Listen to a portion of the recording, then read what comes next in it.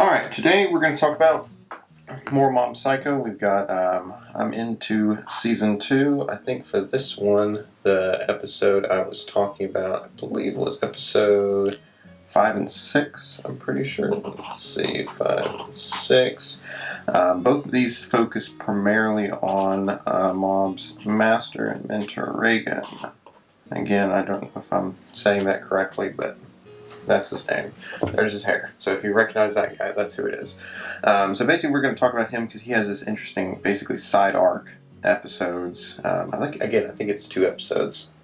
I've watched a few of them in a row, and it's starting to blur up together a little bit. But we've got, yeah, I'm pretty sure it's 2 episodes. Well, we're going with that either way. Basically, he has a side arc that he goes on to that I wanted to talk about, which I thought was kind of interesting, and it was well done. Like most of the show. Surprise, I would say. I'm a fan, so big surprise on that one. So one of the things, just kind of building off of what we talked with before, is that there is this idea of strong side characters that Mob Psycho does really well, and this allows it so you can take these characters and go into a subplot, basically. Essentially, this is a subplot. The definition right now we're going for is it doesn't affect the main plot. Essentially, it adds to it, but it doesn't affect it. So, the main plot with Mob getting probably hunted by the evil corporation of psychics or whatever that they're going to be, it doesn't really have too much to do with it. This is mainly just focusing on this character's personal development. And let's see, development. And so basically this works, one, because we like his character already, so this is kind of nice. It's not like you're picking the character that everyone hates to then focus on a side plot for. And then the other thing for these side plots is, initially I was like, I don't think many shows or comics do that, or manga do that, but then I was like, no, actually, I'm pretty sure they do, because I remember in Naruto, they had a bunch of them where they would split off and kind of just give you the day in the life of these other characters. But the difference that I realized, what just didn't do very well for them, was that the problems the characters had were not good enough. So essentially, here, let's go on a side tangent. So they're in the wonderful world of bull riding, which I know very little about. But the extent of which I do know is that here we've got the rider. We're going to do, there we go. Here's our bull rider. And then we've got the bull over here. Give them those little like tassel things or whatever they've got there. There we go. We got the bull. Bull rider, bull.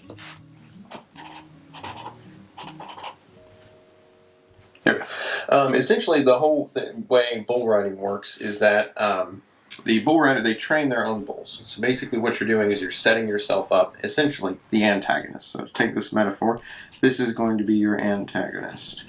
And this is going to be the protagonist. And basically what you're doing is, the interesting part is, because unlike some of the other sports or anything like that where you're fighting against other people, you're basically in control for most of the time of your foe or antagonist at this point, until the ring, I don't know what it is, the bell goes, or the whatever, we'll go with the chime, the gong's chime. That's how they definitely start off bull riding. And essentially the bull rider, of course, their job is to stay on top of the bull for as long as possible. And they get score points, one, I believe, based on how difficult the bull is. Let's see, difficult, and how long they can stay on. How long stay on.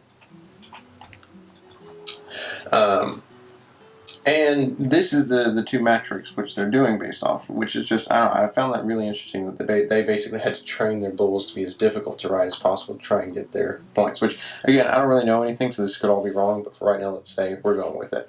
Again, we're story writers, we're not historians, and that's what we're going with. So essentially what you're doing, though, is this is how it kind of works with our characters. And I'm using this just to illustrate this subplot because it does really well, but this is true for non-subplots, main plots and everything, is that the characters are judged by the the difficulties they overcome, which none of this is new. This is where in comic books, the heroes are always defined by the villains. Villains. Basically, the heroes exist in opposition to the villains, and that's where the story comes from. And basically, you got this whole aspect where the villains are really the driving and oftentimes the most interesting, but they often drive for the story for it. But basically, this is the heroes defined by the villains. It's the same thing with our bull rider. So what you as the author have to do, same as this bull riders, you have to make the villains or antagonists or problem. Let's see, we'll add that up here, or problem. I'm trying out some new pens because the old ones they're really cheap. They keep breaking on me. Problem, because basically we are in control of this. We get to figure out if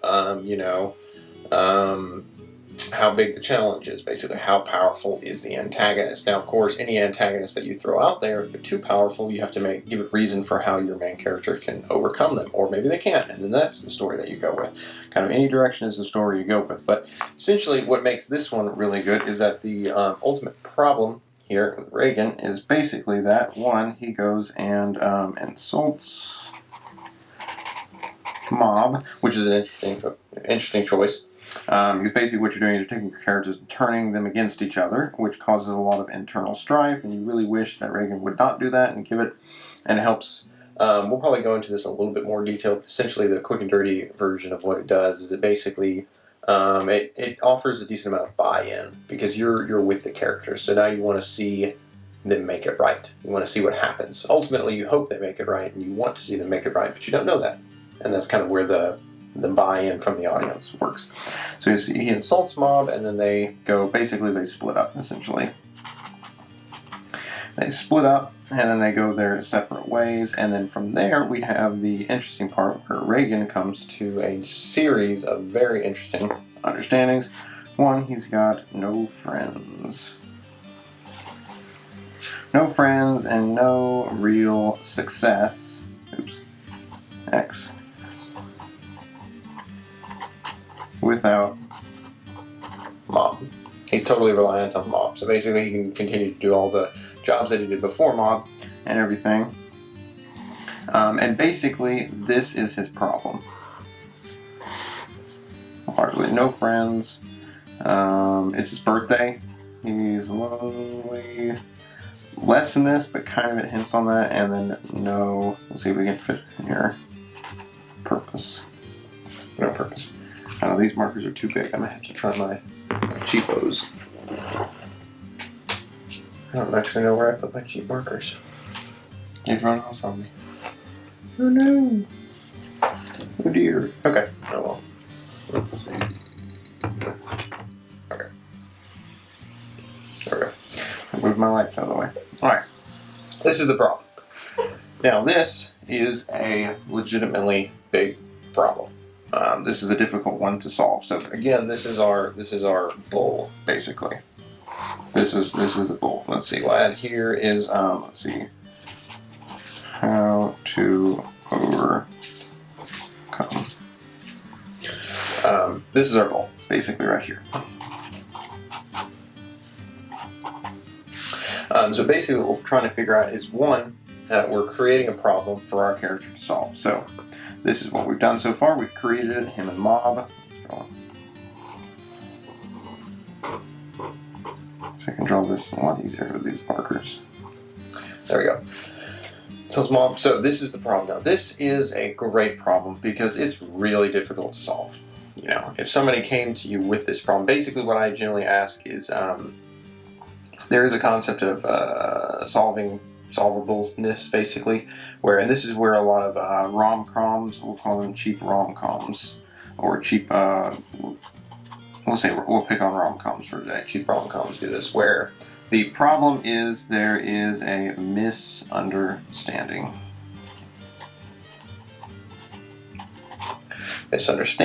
And this is their bull. This is the bull.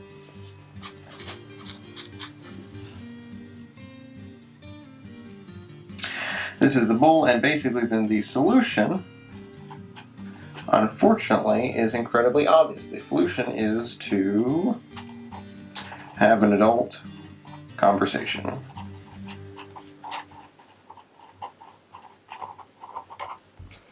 Have an adult conversation. So the problem with this is that the solution is obvious, basically, from the point of view of the audience. They know what the problem is. So when the characters finally have a conversation, conversation to where Will fell on top of a, let's see, loosely clothed Samantha when Julie in. Okay.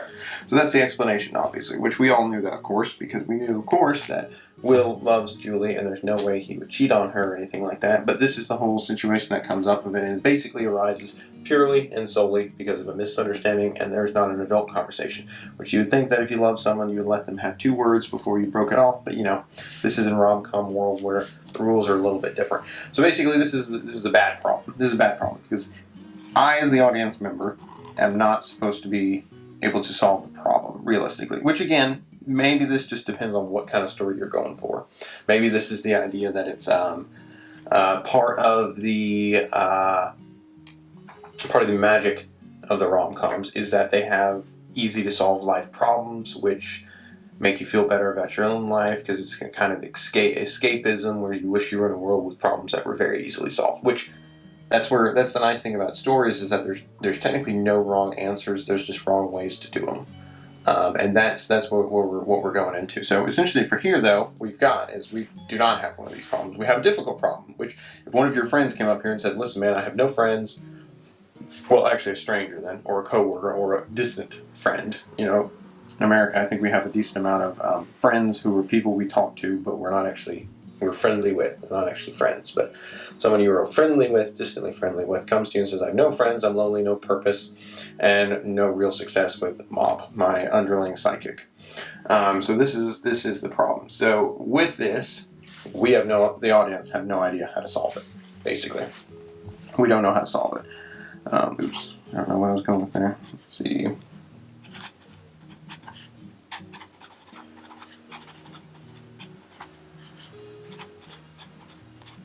We don't know how to solve it. We have no idea what the solution is. So it avoids all the frustration, basically, which maybe that's part of what just these stories offer. It avoids all the frustration of the rom-coms where it's just a misunderstanding, just sit down and have a conversation. Of course, they go the whole movie without having this conversation until the very end, and then they do, and then they fall in love, and then they get married and happily ever after sorts of deal, where it's like, it's not real problems. They don't really have real problems. Basically, they have very difficult ones, which probably one of the best, let's see, where am I going? Over here. A good story that does a really good job with this is going to be Ted Lasso, which I'll probably do a bunch of series on, because this one it knows how to have real problems, basically. Real problems with not necessarily greatest solutions. This is it. Another good one is Incredibles. Basically, the problem here is that Bob Parr, let's see, what is he? He hates his job. He's not satisfied with life. Let's see, he can't be himself. He can't be himself. But he can't quit. Let's see, because they're poor.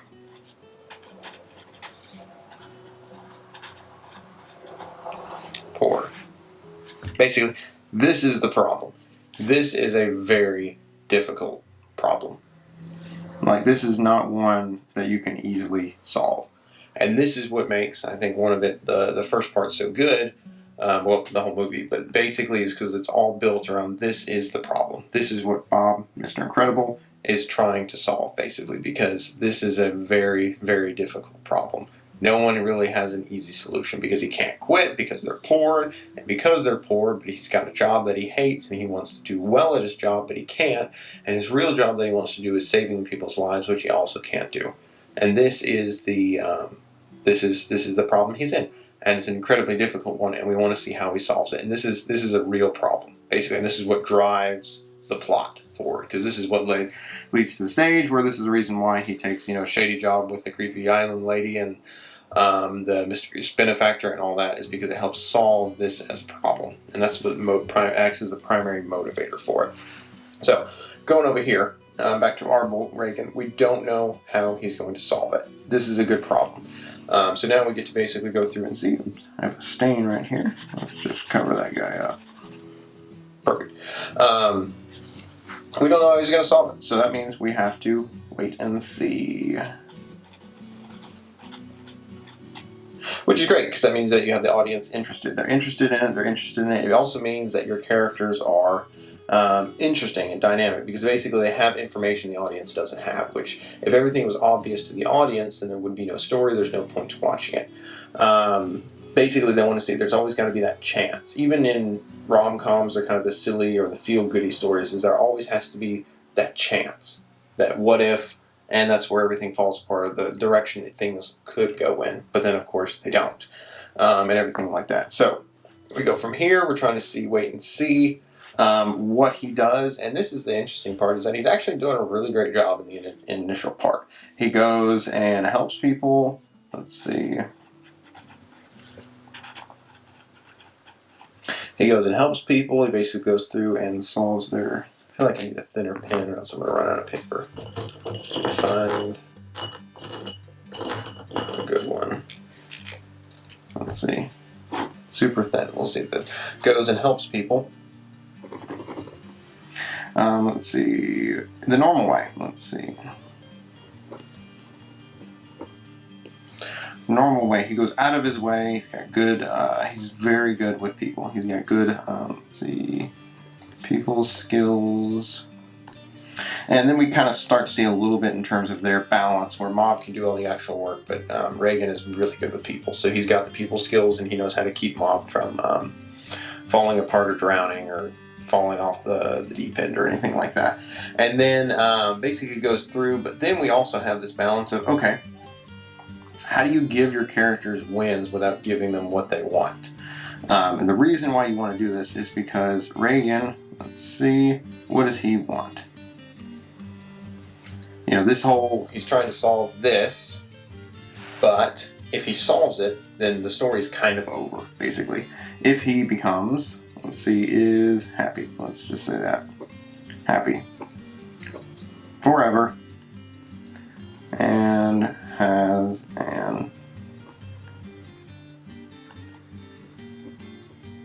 an amazing life. No story here, and this one just ends in the end. This cannot be the solution. This is the reason why it's interesting. So what you have to do is basically you have to go, okay, so the character is going to have a goal that they're going to be working to. So let's see, here's Reigen right here, and here is the goal. Basically, this is this right here. Here is he with his carrying his problem. We're going to call this the bee because it's the bull. The bull. This is his problem, his antagonist, basically, and he's aiming for this. He's aiming forward to go to this, and usually what stories will do is they will divert to a little G, a little goal. And it's kind of like a consolation prize of sorts, if you want to be dour about it. But this is what ultimately ends up happening, and it's the moral victory. So he doesn't get the actual stuff, he gets the moral victory. And what this is that despite all of his egotistical tendencies and everything, which ends up causing him a whole lot of trouble, because basically, just to summarize and bring you guys on speed, is that the episode he gets super successful with helping people, he's doing really well, his business is doing better than before, better than with Mom, basically, even because he's just throwing himself into his work and he's doing a great job, and then he gets all the way up into where he joins a TV show. He's on a TV show with this other guy who hates him. I think the guy's name is Jobo, and he'll be like this. because this is his haircut. Because he's got the balding man in his late 50s haircut. There you go. I have one hair that like goes up like that. TV show with this guy, and then basically then gets he goes overboard, and rather than being humble and understanding that he actually has no psychic powers, he tries an exorcism on live TV. But the ghost, is fake. And the interesting part is he knows it's fake, but he just plays it up for the TV. But then this guy says it's all fake. And Reigen is basically outed as a fake. Even though he knew it was a fake, because he let his ego get a hold of him. So basically he goes through there and fools himself on live television, and the media follows him. Let's see.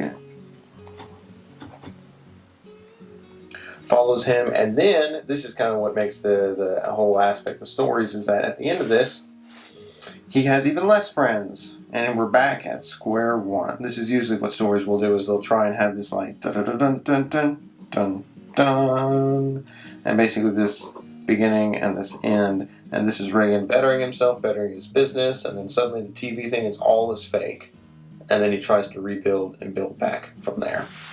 So essentially then the media is hounding him, and he's trying to figure out what to do, because no one will work with him, no one will pay him anything, and all of his friends think he's a liar, and they think that he's been taking advantage of them, and everything like that. And it's not an enviable situation. So now he's even worse off. So he's losing to the bull, basically. The bull is about to buck him.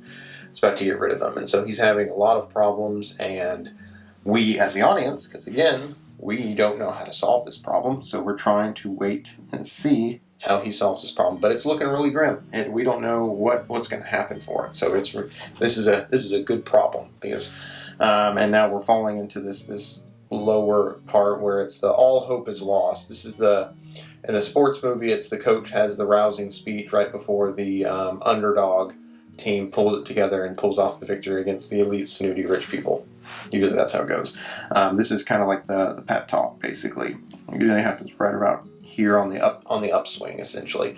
And this is where they get into a hopeless situation where that one guy who, in this sport movie that I'm imagining, it's the main character's best friend who betrays, quote unquote, where's my quote unquote?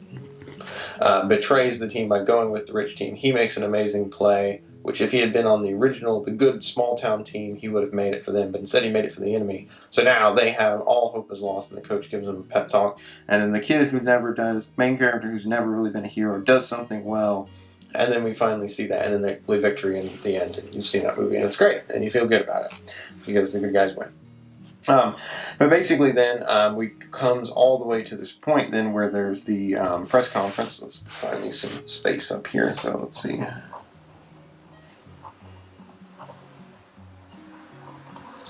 Press conference here, where basically he goes through and tries to explain away everything, and we have no idea what he's going to say, and this is exacerbated by the fact that he has no idea. I think there's mowers outside again. Actually, probably not. It's raining outside, so it's probably some truck person with their big truck.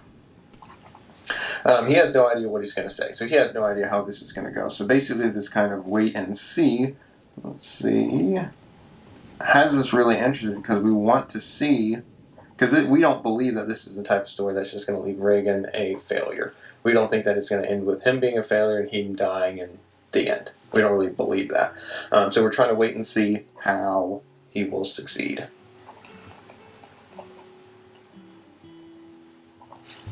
Because again, what we've got our options for is we can kind of see this is the goal that he's working towards, but we don't actually know if he's going to achieve this. It may be this goal, the moral victory, but it may be a goal in a different way. It could be up here. The moral victory could be up here.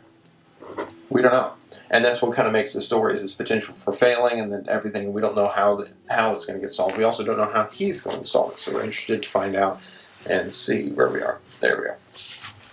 Wait, how he will succeed, and he starts off, which again, he's a P+ character, so he does really good in these situations because he's got some brain, and he goes on the attack. Let's see. I think he does really well in the initial part of that.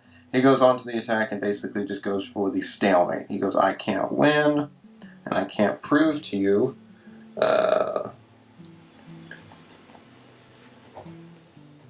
Sidekick.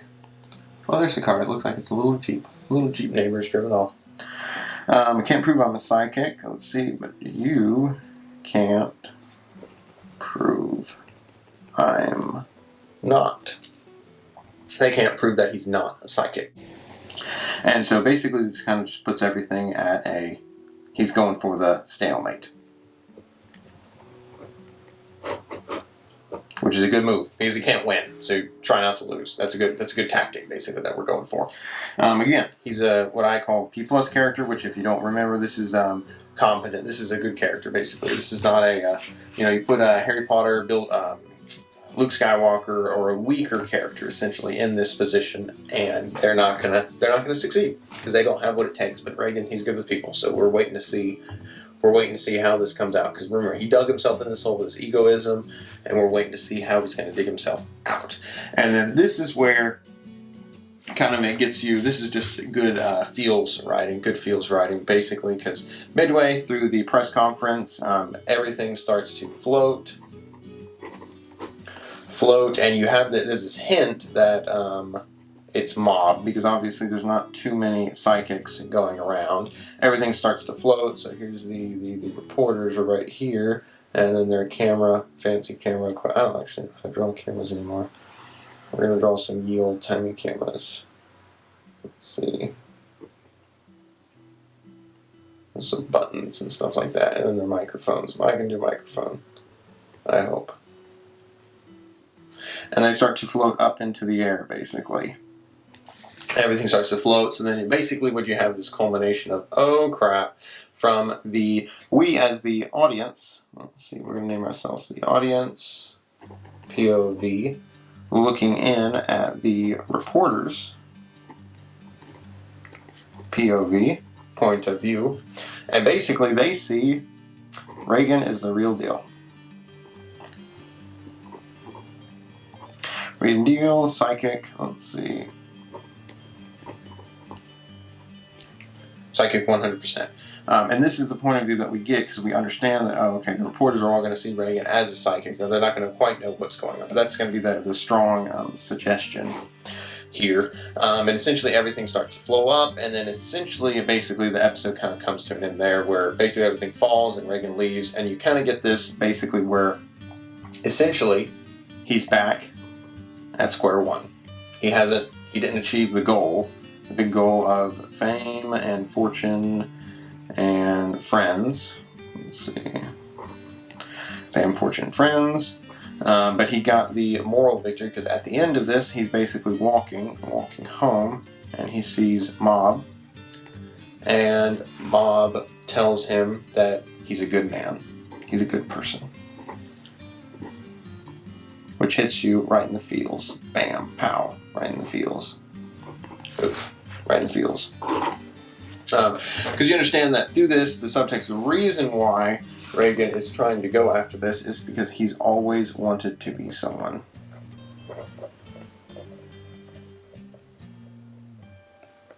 And this is the other part. This is kind of less likely to the bull and the subject that we're doing here, which is how to create a good problem or antagonist. But basically, it's too good not to mention. Essentially, you understand that he wants to be someone, but then also at the same time, the reason why he's stuck into the psychic business, even though he's not a psychic, is because of Mob. He was getting ready to quit, and then Mob came in, and they began to talk, and he's kind of stuck around just for Mob.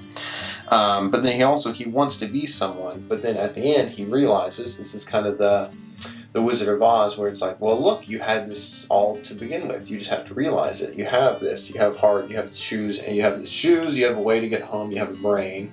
I'm not giving you anything that you didn't already have to begin with. You just have to realize it. And after the journey, you realize it. And so, and that's true.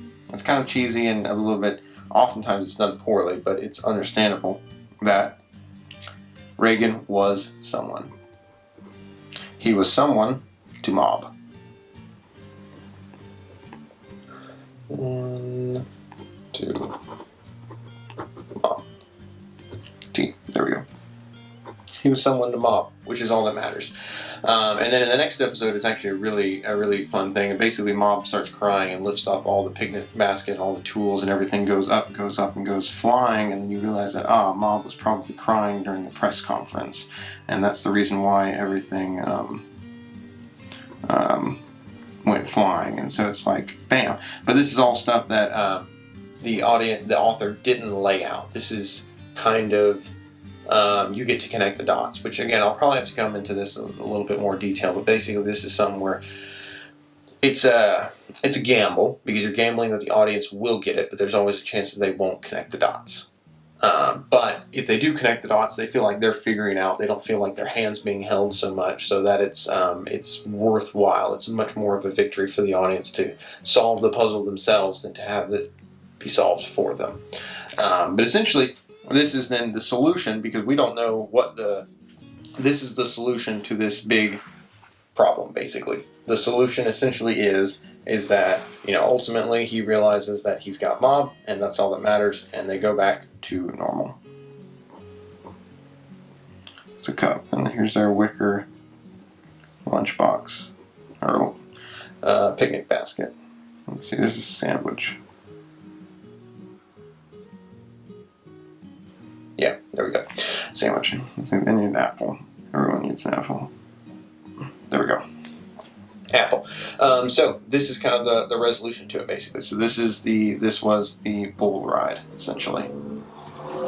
I may come up with a different name of it, but we'll see. For right now, this seems to work really well in terms of what you do for your characters. You're trying to create the greatest problem that they can solve, because if it's too easy, then if there's no chance of them failing, it's just not that good of a story. That's not the type of story. So essentially what we're doing is we're trying to work up a good story that'll make it interesting, that it's not obvious. It's not obvious how to solve. I mean, we're not going for this sort of deal where, hey, I as the audience member in, 5 seconds can solve this problem. That's what you're trying to avoid. So you want to have complicated problems and everything like that, and that's what this one does really well, and that's what makes this whole side subplot, because remember, this barely has Mob in it for the entire duration of it. Essentially, it's all about Reigen, which the show's about Mob Psycho, and this is all the danger of having subplots, is that if people don't care, they'll skip it or you'll lose them, basically. Because like, I don't actually really want to watch a show, watch Mob Psycho 100 when it's not about him, and that's what you're doing. That's what this whole aspect comes into. And it works. And then it also works in with the main plot, because it works with Mob and Reigen together. It builds their relationship and allows it to go on to the next stage, basically. It's something that you can work with. Let's see.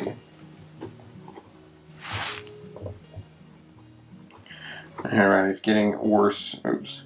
Farther down on the page I get. Builds their relationship. But yeah, so there you go. That's what I wanted to talk about, and that's what we've got. So we'll go ahead and leave it at that point. And as always, let me get a good final shot. Here we go. We'll continue back here. This is kind of the main point anyway. So, and I appreciate you guys watching. And as always, hope you learned something, and I will see you in the next one.